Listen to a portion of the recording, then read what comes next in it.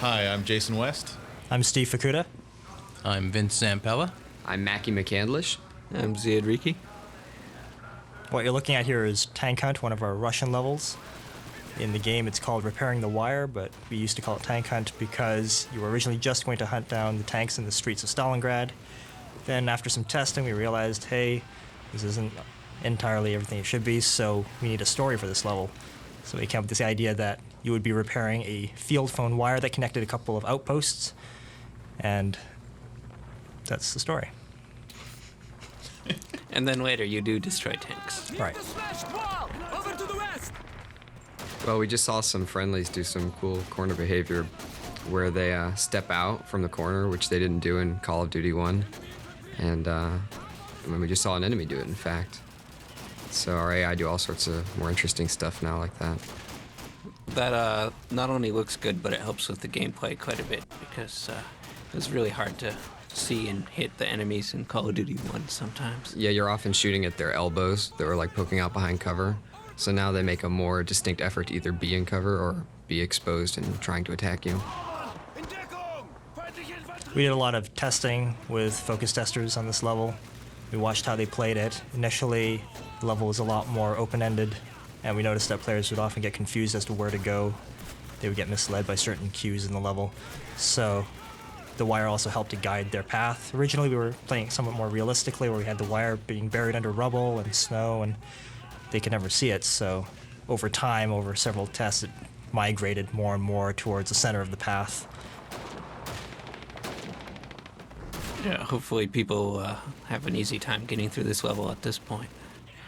All of our tests have been much, much better. Yeah, we thought it was a cool idea to just have you sort of follow the wire through the level. The main designer on this level is a Swedish guy who became very distraught when players would get lost trying to follow the wire. So after a little bit of coaxing, we got it a little bit easier. Way to avoid the grenade. That was one of our female soldiers that you'll see in the Russian levels. They're not all through the game, but I think they add a little bit of extra spice and realism. You can see the weather system kicking up here. It's starting to get a little more dense. It changes as you go through the level. So you're seeing the PPSH-41 firing, which we test fired, and it actually has very little recoil in real life. The rifles, by comparison, are extremely powerful in terms of recoil, but we toned that down for gameplay. And we got to use the sounds from the weapon shoot to create the sounds in the game, so we keep them very authentic, as well as getting the authentic recoils and animations and textures for the weapons. There's a bit of a funny story about the firing range. Myself and a few other members of the team, we placed a bet on who could hit targets with the rifles, the SVT-40, shooting at a target about 70 yards away, I think, and I won that bet. As I understand it, it wasn't. that was really funny. It wasn't Is that the until funny part, Steve? no. The funny part is that it wasn't until money was on the line that Steve assumes this sort of ninja sharpshooter professional pose and wins the tournament. And I'd like to point out that I came in second. He was sandbagging. Yeah, A bit of a ringer. 2 shots. That's all it took to win out of the 10 allotted. The PPSH is also a favorite weapon with the players just because it has a 70 round clip. People love that about that gun. Yeah, it's really not hard to understand why the Soviet army outfitted huge squads, huge numbers of troops with this weapon exclusively.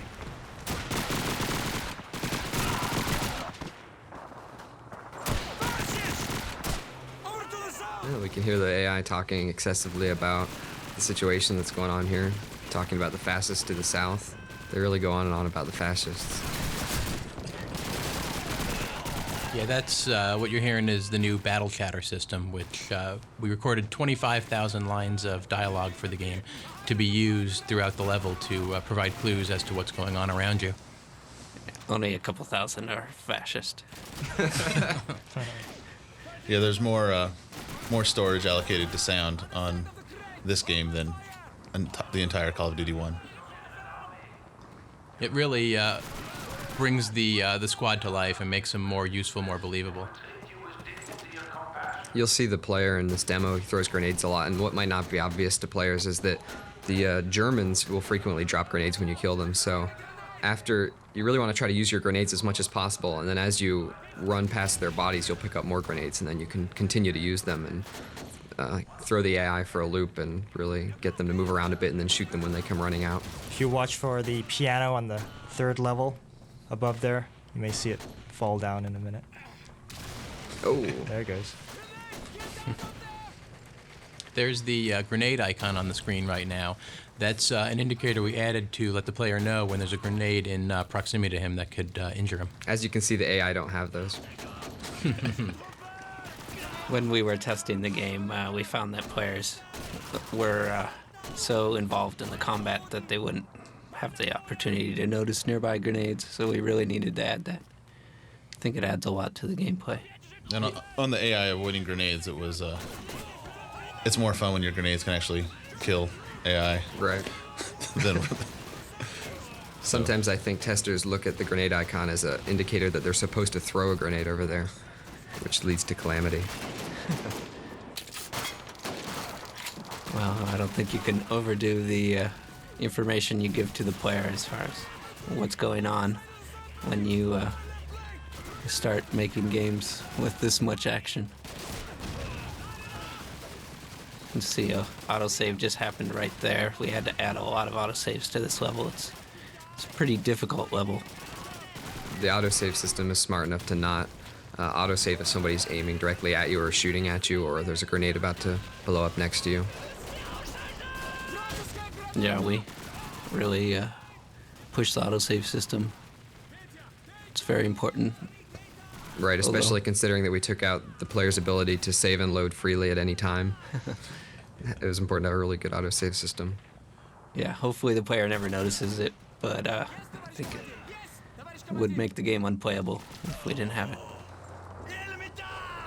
Well, it's worth pointing out that you also don't pick up health packs in Call of Duty 2. way to focus on the toilet. Whoever was playing this level, good job. Hey, we got nice toilet art in this game. There's normal maps in the toilet, so Just appreciate That's the not all specular. that's in the toilet. That's not all that's in the toilet. Hey, I made that joke. I was just agreeing. is there a sniper rifle around here? Steve didn't pick it up. Yeah, there's a sniper rifle back there that you want to get and then keep for every following level. Right, it's by the machine gun. Yeah, if you're a sniper rifle fan, which I am. Oh yeah, we it's know a that. G43 sniper. So you can really see the level of detail that we were able to achieve in this game. It's tenfold over where we were in the last game, and it really adds to the level of immersion. We had dedicated environmental artists on Call of Duty 2 that just went through here and detailed stuff like an interior decorator. Live in these rooms for a while. On that wire you just passed by, this level led to a lot of iterations on our objective glow, because people used to miss sections of wire and then play through the level and then have to go back. So we really cranked up that glow until the player can't possibly miss it. Yeah, in a normal playthrough, this is one of the first levels you encounter where you really have to use your objectives and find a lot of objects placed in the level. We seal the player into this area so you can't, after you do the objective, you can't screw up and backtrack and get lost going back through the first part of the level. Yeah, we had some people do that. I did that. Yeah.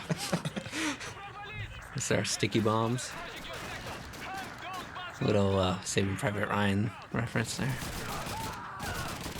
See, he just dropped a grenade bag. You gotta pick that up. Oh, he's already got full grenades. For a long time, the AI used to drop like 4 distinct grenades like a piñata. And it took us a while until we finally got that replaced with a satchel of grenades. Well, players wouldn't know that it was a live grenade or a grenade ammo on the ground, so it's an important distinction. Misha, get to cover! Move! Look out! You can see our friendlies are moving up with us throughout the level. They scale back the number of friendlies when you're in these tight interior spaces.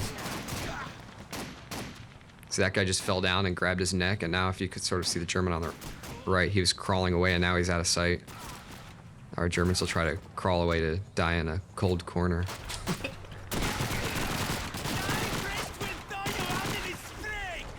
There's a taunt. Use some grenades. I like the taunts. That was something that we added pretty late in the game. Really adds a little bit of Oh, extra there's variation. Oh, he couldn't make it. He was reaching for his rifle. Nice. Another neat thing to watch out for is if there's a guy hiding out a corner, you can just watch for the breath puff. Ooh, shell shock. Yeah, the sound went down. You can't hear the guns anymore. Oh, friendlies are eating it. Now the tank hunt begins. And this rushing the tanks is a little bit of a suicide mission, but it's a lot of fun. But it gives the players the opportunity to be inventive and like flank around right here and not have to go straight at the objective. That hint print that was in the center of the screen was added after watching testers fire at the tank for hours. Until they expended entire clips and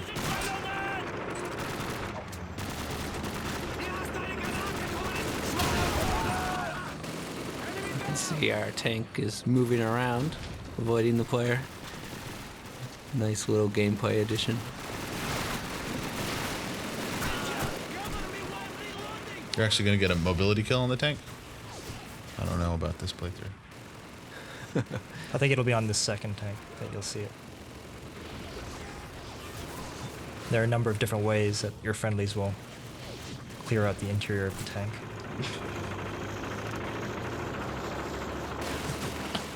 they put up a lot of level-specific dirt, in this case snow, when a tank moves, which is cool.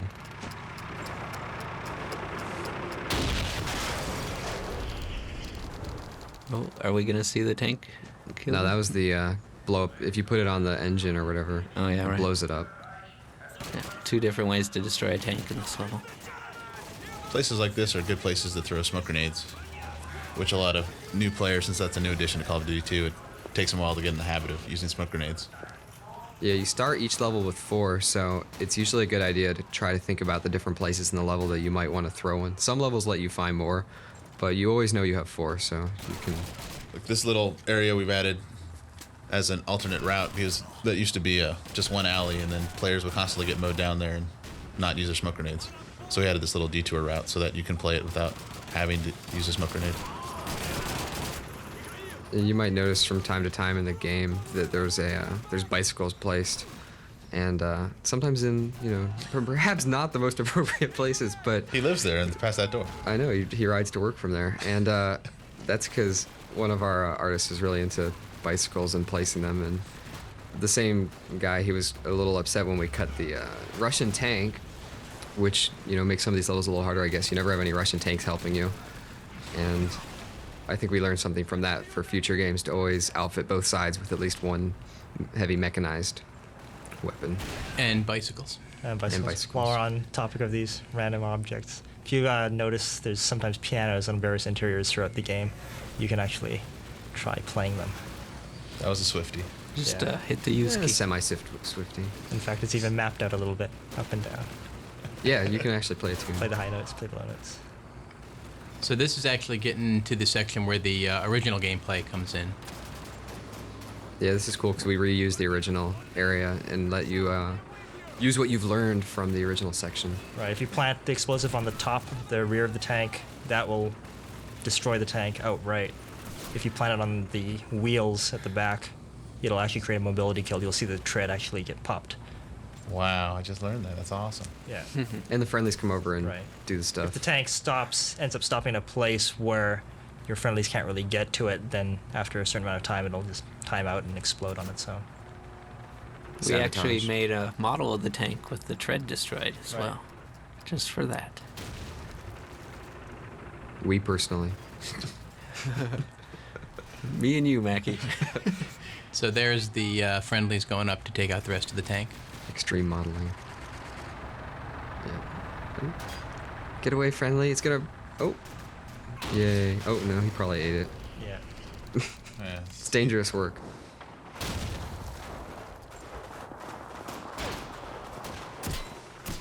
So here is the smoke grenades moment. I'm going to throw all my smoke grenades and cloud up the entire street.